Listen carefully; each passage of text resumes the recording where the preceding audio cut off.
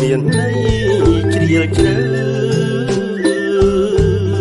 អ្វីដែលចាំផ្លាស់ទៅនាំមកនៅអ្វីថ្មីស្រឡាង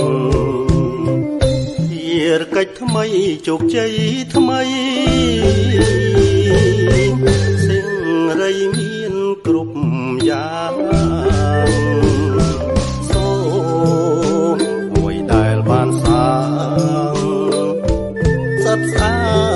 បានថ្មីទាំងអស់សូឆ្នាំថ្មីរំដោះឧបទ្រពមកអស់ពីកាយាសូមសុខសេរីឆ្នាំថ្មីនាំជួងសក្តា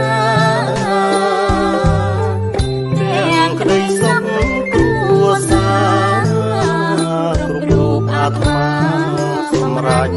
បំណងជួបតែលៀបសំណាងជួបហេងគ្រប់យ៉ាងឥត